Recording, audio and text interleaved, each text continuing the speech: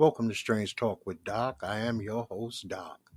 We're going to talk about something here. And the topic that I want to discuss is some of us will never find God, but that does not mean we should stop looking. Let's get this straight off the bat. God is not lost. You might be disconnected to what you think God may be, but God is not lost, so you don't actually have to find him. If you have a God in your life, it's there. It's always been there and will always be there.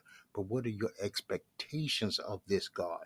Are you expecting him to allow you to live forever, to never have dark days, to never lose, to never have things not go your way? Then those are your expectations. You might not find that God, you know? You might not find it in the book that you're looking at. Maybe that book is not the right book.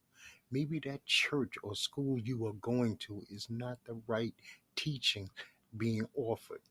You might be going to the wrong temple, mosque, or church. Are you really counting your blessings to find God?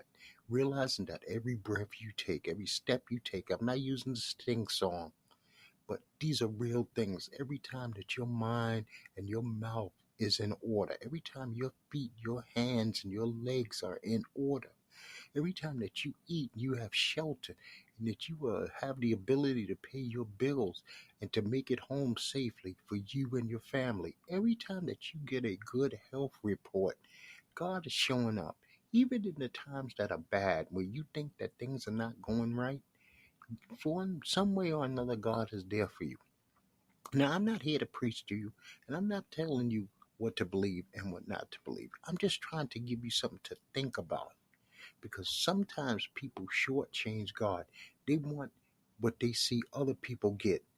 And what other people get, you watch these programs, you go to these churches, and everybody's caught up in this mass hysteria where everybody is all washed over the spirit. And you might have never had that happen to you because I'm going to tell you now, it has never happened to me.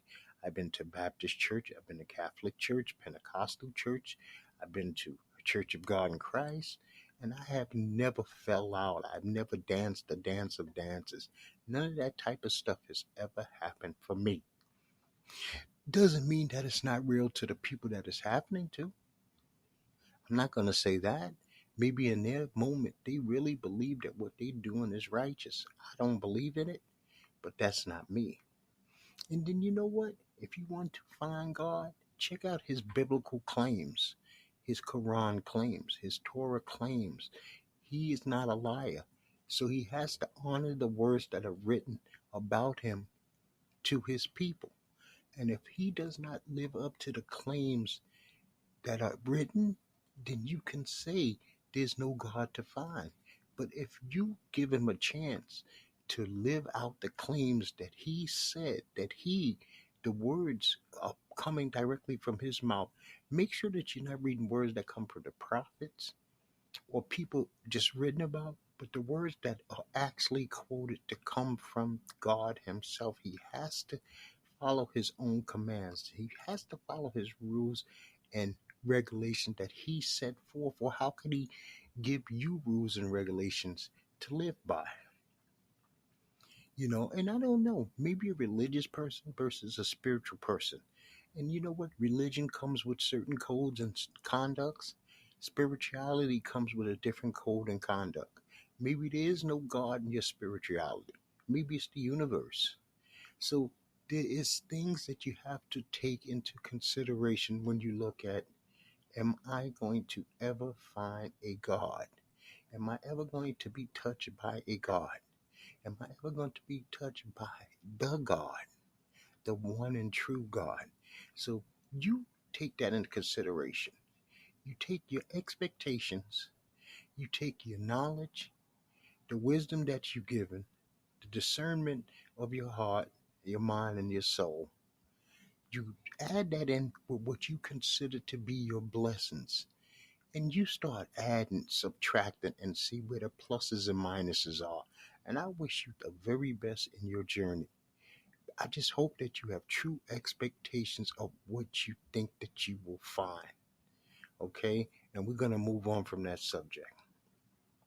So on 410, which was last Monday, or this Monday, we had this carnage surgeon kill 5 people and wound 8 others at the Old National Bank in Louisville. This dude was 25 years old. He live screamed this massacre. Why are people live screaming, taking the lives of other individuals who may or may not have ever done anything to him? Supposedly, he had also left his parents a note telling me what he was going to do. And from what I hear, his mother did reach out to authorities saying, you know, my son might have never hurt anybody, but he said he's going to hurt some people. But this is pure evil when you want others to not only kill the people that you're killing, but you want to kill something in the spirit of the people who are watching. And to me, that is evil because evil does exist. I am not going to take off the face of this earth that the fact that evil resides in man's heart and soul.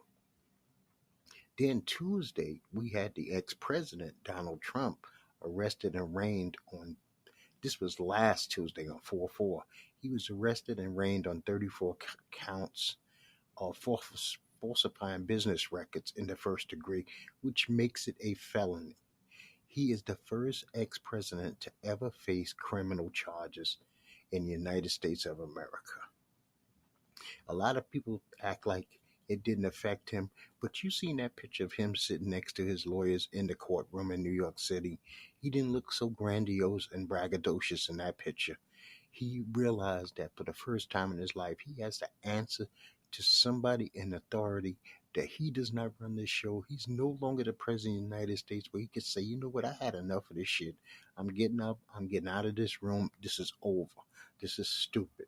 No, he has to now stand accountable for his actions. And I'm going to leave that alone as for now. My personal opinions do not matter. I'm not a member of this potential jury. I could never be a member of this potential jury. And I'm going to see this play out as it's supposed to play out. And if it only just gives him aggravation, to me, that's enough for right now. Because if we could do something to stop this man from running in 2024, I'm all for it. That I put my word next to. I stamped that. I approve that. Doc, and strange talk, but Doc approves Donald J. Trump not being allowed to run for president or door catcher ever again in life. Then on 4/6, Tennessee decides to expel 2 black Democratic lawmakers, Representative Justin Pearson and Representative Justin Jones. Gloria Johnson was also voted on, but by one vote, she was allowed to remain with her seat. The 2 gentlemen were black men. The one person who was saved by one vote was a white woman. Now, I have nothing against Gloria Johnson at all. She didn't do anything wrong in this case. She was white, and maybe that would have influenced a couple of people to vote in her favor. But as of today, Mr. Johnson, who was first reinstated on 4/10 Monday, and then Mr. Pearson was reinstated yesterday on 4/12. Tennessee really screwed up with this one. They made Pearson, Johnson, and Jones iconic figures, people who we might have never heard of before if he was not in the state of Tennessee, are now internationally known. They're known as the Tennessee Three, and they did this to themselves. They were fighting against gun regulations, or wanted gun regulations, and now the GOP in Tennessee proved himself to be racist because it was historic to kick them out, and then they had to backtrack, which makes them look foolish. I mean, it's a mess, and we're going to keep an eye on Pearson and Jones as they serve their term to see what kind of men that they wind up to be. I'm hoping that they're as outstanding as they have come off so far. So we had Clarence Thomas, Supreme Court Justice Clarence Thomas. We found out that he has been collecting for more than 2 decades gifts that he is not reporting from this billionaire named Harlan Crow. I mean, luxury trips, blah, blah, blah.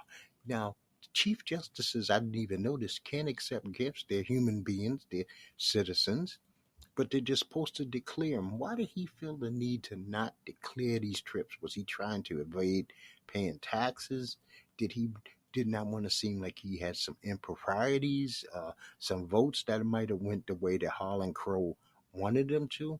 But he has to answer for this, and I hope he does. I mean, Clarence Thomas has been getting away with not answering for things for way too long. It's time to hold his feet to the fire. North Carolina has the state representative, Tricia Cotham. This woman ran on the Democratic Party. She's a Democrat. And then last Wednesday, she decides she wants to become a Republican. Something has to be done. This is what you call the height of fraud.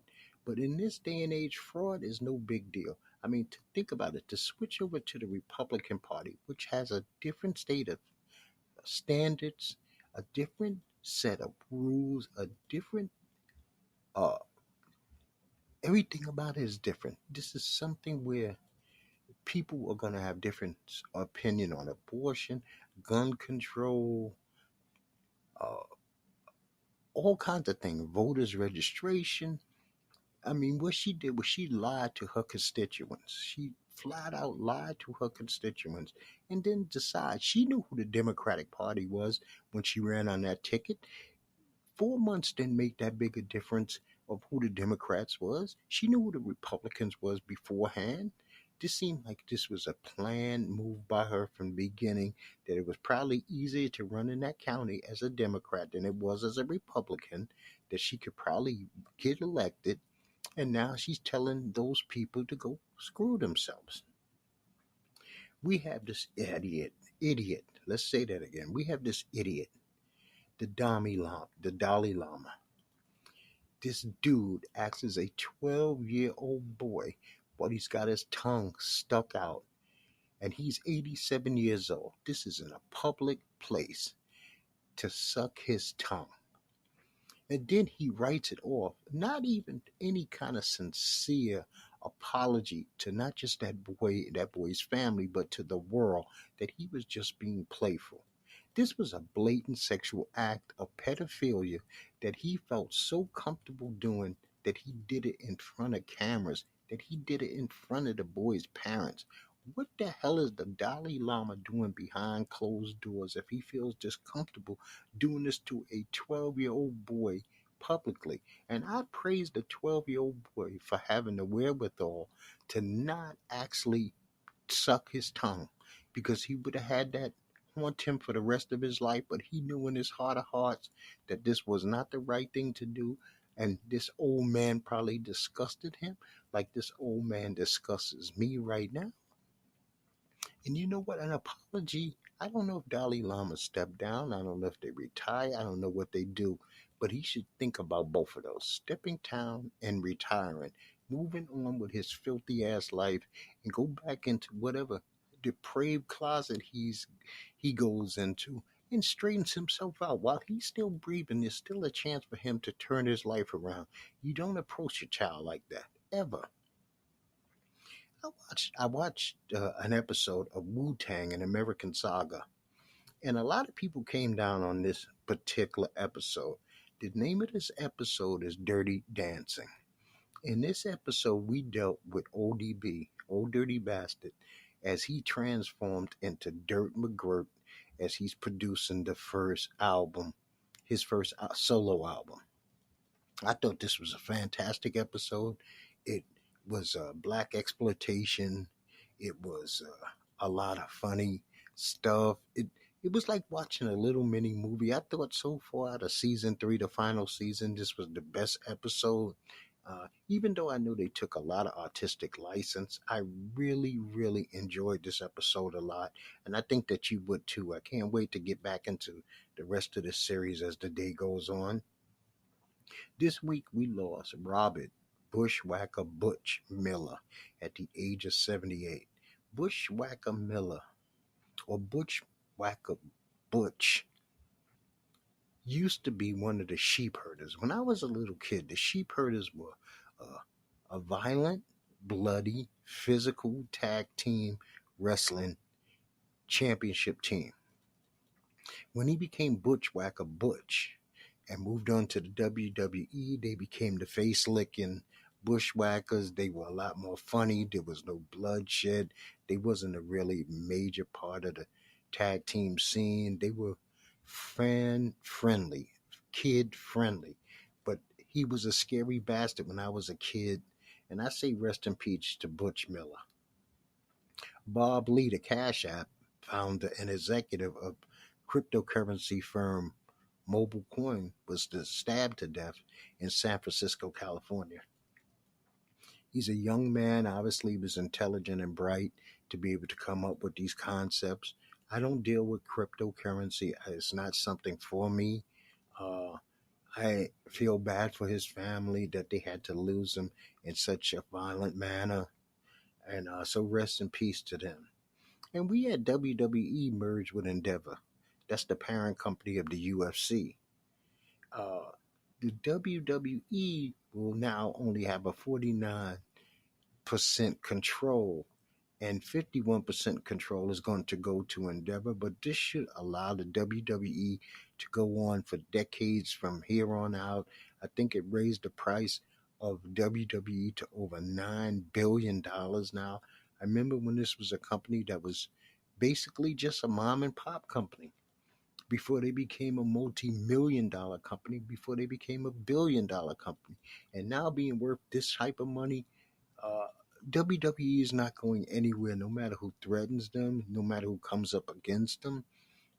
This should make them more powerful. This should make them even more entertaining. They should have the funds to be able to do whatever they need to do in this merger with Endeavor. I don't know, maybe they'll even do some kind of work with the UFC here and there, but hopefully they won't downgrade their product by building up UFC fighters, because I don't think Dana would do the same. So we had Jill Biden, press secretary. She walked back that comment about inviting Iowa to the White House after the national championship loss. I don't usually say anything about Miss Biden, First Lady Biden. This one, she was out of box. She played herself from the very beginning. She seen those white girls as her daughters, her nieces, her little cousins, and big bad black LSU as, you know, these street girls who were going to come anyway. But why should we ignore the standard that our poor little white girls played under?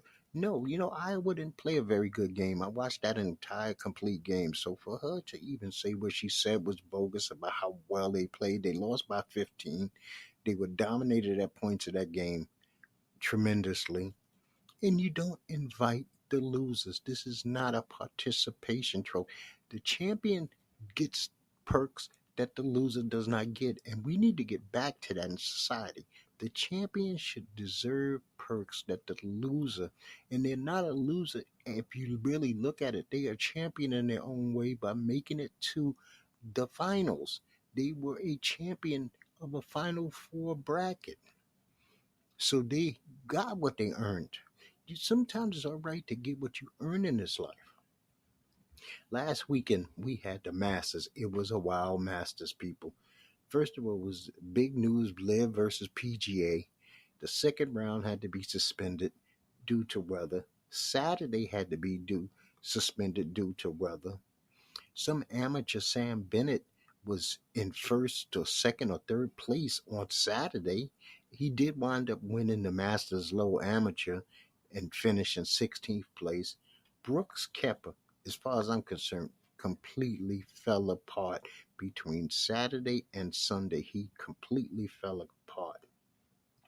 Tiger Woods made his 23rd consecutive cut at Augusta, tying Fred Couples and Gary Player for the most all time. But then Tiger had to withdraw from the Masters due to re-aggravating his plantar fasciitis. Now the thing about that is Tiger was hobbling. Tiger looked bad. That weather was kicking his ass. Uh, did I feel for him? No, I did not. It was just sad to see any human being, not him in particular, any human being who was laboring like that. We knew that he should have, nowhere in the world he should be playing on Sunday. And I'm glad that some people in his life got to him, or his body just told him, no, Tiger, you can't do this, buddy. Enough is enough. Rory McIlroy and Justin Thomas both missed the cut. They need to focus on playing golf. Shut their fucking mouths up about live. Go out there and play top notch golf. When we turn on our TV and we see the best of the best, we want to see them producing like the best of the best. Justin and Rory are not doing that at this moment, and they really need to focus on their craft. They both are taking off this week at this RBC, and maybe they'll give them the time to spend with their family, refocus, re energize themselves, and get their shit back together. Because, like I said, when I turn on golf, I want to see people out there doing something that I can't even in my wildest dreams imagine me being able to do on the golf course. And by the way, John Rahm won his first green jacket. He had raced being down by over 2 strokes to Brooks Koepka, and he wound up winning the Masters, going away by 4 strokes. And it was a beautiful thing. I was really rooting for anybody from the PGA. I like John Rahm a lot, and I'm happy that he won his first title. The men's NCAA ended last week also. UConn beat San Diego State 76-59. It's the fifth national title in UConn's men's history. The women have like 11. Adama Sanago won the most outstanding player award. We had OBJ sign a 1 year deal worth $18 million with the Ravens. I don't know if this is going to entice Lamar Jackson to come back or not. Uh, this is a great deal for Odell.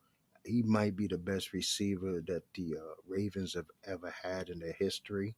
I hope that he's 100% healthy, and I'm glad he signed with the Ravens instead of re signing with the Giants or something like that, where he could actually hurt my team.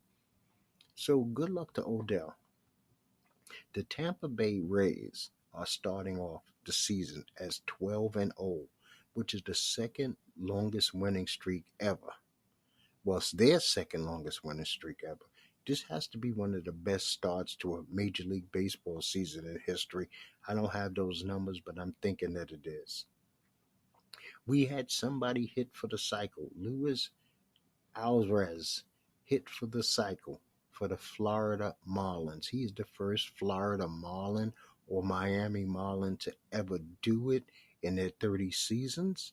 And this is the last team that actually needed a player to hit for the cycle. So every major league team now has a person who has hit or have had multiple guys hit for the cycle. We had the UFC last week. Israel Alexander defeated Alex Pereira via second round knockout to recapture back his title. Was it the most devastating knockout in history? No, don't let anybody bullshit. There have been better knockouts. There have been better kick knockouts. There have been better finishes to UFC fights. But was it outstanding? Yes. Izzy kind of shocked me. I did not see this coming. I'm glad for him. And you know what? He doesn't always fight exciting, but this was a pretty exciting fight. As they say, styles make fights, and this one wound up being pretty good. Gilbert Burns actually retired Jorge Masvidal. Good fucking bye, Jorge Masvidal. I had enough of your bullshit. I had enough of your uh, Trump loving ass, you, Kid Rock, Dana White, and sellout ass rapist Mike Tyson. I've had enough of these guys. So he supposedly is retiring because he's on a 4 fight losing streak. He lost by unanimous decision. He didn't look particularly good. I don't really want to talk a lot about this card. I didn't think this card was particularly great. You know what? After Moscow took the mic and did his gold branding and praised Donald Trump and DeSantis, I kind of took the sales out of me. It made me not care. Dana White, if you're going to have these guys be allowed to have one side views, can you ever have them have the other side views? Or is the UFC only a GOP red company? And if they have any other views, they're told to shut the fuck up. You know what? I don't know. This weekend on ESPN Plus, we got Max Holloway going up against Arnold Allen. That should be interesting. You got Edwin Barbosa on this fight. You got Pedro Munez is on this card. Jillian Robinson is on this card. So this might be a pretty decent card. I have not been very happy with UFC 2023 fights. So I am kind of I'm not watching it the same way I was last year. I have tuned in every week, but like I said, I have not enjoyed this to the fullest. The Dallas Mavericks, Mark Cuban and Adam Silver, have to have a sit down, or they're supposed to have a sit down, because Mark Cuban actually sent in the word. I know he sent the word to Jason Kidd to sit his starters when they still had 2 games to go in the NBA season to try to show their fans that they were going to do the best that they can to make the NBA playoffs, and they chose not to do it. So they lost the first game, and then the second game, my Spurs beat them up, so they were eliminated from the playoffs. And it makes no fucking sense. The NBA has some serious problems that need to be addressed in their CBA, on their coaching level, from the fans' perspective, and from the players' perspective. Because we have Zion Williams, whose team was in the play-in tournament. He said that he physically felt healed but was not mentally ready to play for the Pelicans. And he won't do so until he feels like Zion. Who the hell does he feel like? Does he feel like Donald Duck or Mickey Mouse? I mean, if you are physically healed and you're an athlete, we only care that you are physically able to perform. Do you take the paychecks that they send and say, because I cannot play, I am returning them? I don't feel like myself, so this person I feel like does not deserve the paycheck? No, you do not. Zion Williams, this is going to become a part of his legacy, that he gave up on his team, he gave up on his fan base, that he gave up on himself. The greats don't have moments like this in their career where they don't say they don't feel like themselves and they don't go out and at least try. He's not even trying. If he was injured on the battlefield, nobody would hold that against him. If he went out there for 5 minutes and came up limping, even if he fake limped because we couldn't tell if it was fake or real, nobody would question him. But for him to say, I'm not even putting on the uniform and going out there with the guys in a do or die situation, makes no sense. So in the play-in, we had the Hawks actually beat the Heat, and they clinched the 7th spot. We had the Lakers beat the Timberwolves, and they clinched the 7th spot. The Pelicans did go down to the Thunder 123 to 118. The Raptors fell to the Bulls 109 to 105. So Friday, we got the Bulls versus the Heat. And then we got the Thunder versus the Timberwolves. Saturday, the playoffs start. You got the Nets in the series against the 76ers. I have to take the 76ers to win this series. You got the Hawks going up against the Celtics. Nowhere in the world am I picking against the Celtics. In the best series in the East, you got the Knicks at the Cavs. That's number 5 versus number 4. If Julius Randle is healthy, the Knicks can take this to 7. But I have the Cavs actually winning the series. And also on Saturday, you got the Warriors versus the Kings. The Kings are in second. The Kings have home field advantage. The Warriors are the 6th team. The Warriors did not play well on the road. If the Kings can make sure that they hold serve and take the first 2 games in Sacramento, they will knock off the defending champions. Now, these games are going to be on Saturday on ESPN and ABC. Sunday, we got the Lakers going into the Grizzlies. I think the Grizzlies are being highly disrespected. Highly disrespected by all the sports analysts. They are the number 2 team in the West. I have them beating the Lakers in this series. Then we got the Heat or the Bulls versus the Bucks. It don't make a difference. The Heat or the Bulls will lose to the Bucks. Another great series. We got the Clippers versus the Suns. The Suns hold home field advantage, but the Clippers, hopefully, Paul George gets to play in at least 2 or 3 of these games. You got Kawhi, you got Paul George, but on the other side, you got KD, CP3, and Devin Booker.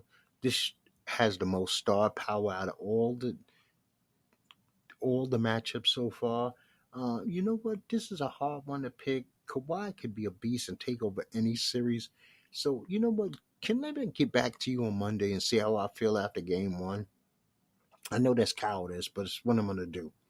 Then you got the Timberwolves or the Thunder versus the Nuggets. The Nuggets are going to beat either the Timberwolves or the Thunder. I have no questions in my heart about that. Next week's show, or Monday's show, is going to be called Speak to Me. I'll get into what that is on Monday. I want you to have a good, peaceful weekend. I hope that you enjoy everything in your life. I hope that you have good reports from your doctors, that your finances are in order, that your family is fine. And if you are seeking God, that you are seeking a God with good expectations, not in some fantasy of what those expectations will be, how the part that God should play in your life as opposed to you playing a part in the world's life also, that you would also be able to do checks and balances. I mean, just because you didn't hit the lottery didn't mean that there's no God. You breathed, you ate, you were clothed, you had safety, you had shelter. Don't wait until you just are so sick that you need a miracle to be able to find God. Find him when you're healthy. Find him when you can praise him. Find him when you can be happy that he's just who he is before you just need somebody to say, you know what, save me from everything that's going totally wrong in my life because I have no hope or you feel hopeless. And you know what? I wish you the very best. And I'm going to tell you, like I tell you each and every time, people, peace to you and peace to yours.